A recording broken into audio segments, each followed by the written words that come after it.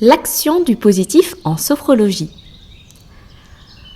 Nous allons dans cette vidéo nous intéresser au négatif, comprendre comment il s'est installé comme habitude de perception de vie, mais aussi du coup ses conséquences qu'il a sur notre vie et comment la sophrologie peut-elle nous aider à réorienter notre vision pour la rendre plus positive et nous libérer de ce négatif trop envahissant. Nous sommes la plupart du temps donc incapables de vivre intensément un moment heureux, tellement nous avons été donc inhibés par tout ce qui est positif.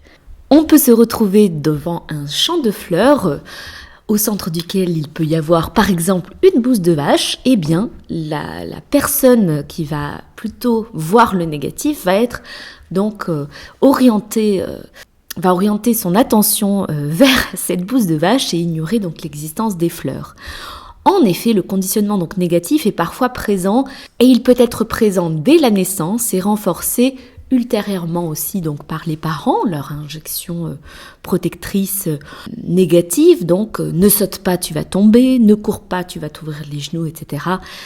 Donc ces idées s'inscrivent profondément dans le subconscient et créent progressivement l'état classique d'une personne négative qui doute un peu de tout.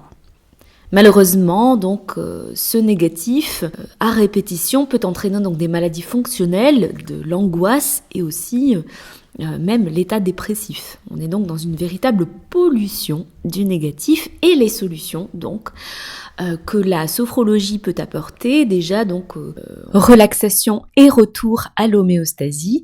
En fait, la relaxation et le retour à l'homéostasie favorisent le bien-être, ils amènent donc l'individu à être d'humeur plus positive et donc augmentent ainsi sa propension à prendre en compte le positif.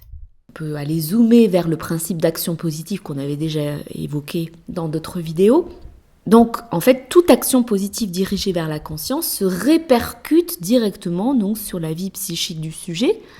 Toute sensation ou pensée positive va créer ce qu'on appelle un mouvement de contamination positive. Et c'est ce que nous retrouvons dans ce schéma. Donc cette action positive, elle va entraîner de la satisfaction, donc des relations plus heureuses avec soi et avec les autres, et donc des réactions positives de l'environnement et un sentiment donc de réussite. Donc ça, c'est une sorte de cercle, de spirale positive. Donc c'est vraiment une attitude de choisir ce positif devant la vie. Il s'agit d'une option, d'un système de lecture du monde, de notre vie, naturellement tourné cette fois-ci vers l'équilibre, le bien-être, qui compense en fait l'impact physiologique et psychologique du négatif généré par l'environnement et la vision personnelle. Donc c'est une véritable dimension à intégrer au quotidien et on peut vraiment renforcer ce positif. C'est vraiment une hygiène mentale à entretenir. Donc pour s'entraîner, on peut au fur et à mesure profiter du moment présent, se satisfaire des petits plaisirs du quotidien. Donc ça va vraiment renforcer l'équilibre psychologique. Hans Selye qui a dit « Ce qui est important, ce n'est pas ce qui nous arrive, mais c'est de la manière dont on va prendre les choses ». Donc on est vraiment sur un travail d'adaptabilité, avoir confiance dans ses capacités, à agir avec pertinence, à dépasser donc des difficultés. En sophrologie, on peut aussi travailler sur le fait de cultiver l'appréciation positive des acquis, d'avoir un toit, de la nourriture, de la santé, un travail, une famille, des amis, des loisirs et tout ça. Vraiment, c'est dans l'idée d'observer déjà ce qui va bien et d'abandonner aussi les regrets. Et puis enfin, donc il y a une action aussi de bâtir l'avenir, chaque fois que nous pouvons nous projeter dans un futur, que nous pouvons orienter de façon agréable, nous luttons ainsi contre l'angoisse du lendemain, contre la déprime et nous restaurons donc la confiance en soi. Un autre élément important, nous pouvons en sophrologie vider le négatif, l'expirer, par exemple par le souffle et au contraire inspirer le positif.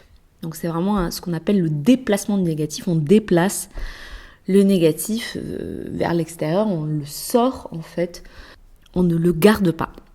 On a également la possibilité de mettre entre parenthèses le négatif, en fait de faire le choix conscient de ne pas se laisser envahir et polariser par le négatif. Dans un premier temps, simplement apprendre à le détourner, à le mettre de côté. à faire donc ce choix conscient de le mettre entre parenthèses. En sophrologie, on peut également utiliser donc les images mentales pour travailler sur ce positif, donc utiliser la visualisation, stabiliser. Déjà, on peut stabiliser le mental par un objet, puis puiser dans sa bibliothèque positive avec le lieu ressource, par exemple l'anticipation positive d'une situation ou le jardin de la conscience. Donc avec l'entraînement régulier de diverses méthodes, on peut apprendre progressivement à découvrir tout ce qu'il y a de positif dans notre environnement et à mettre entre parenthèses ce qu'il y a de négatif.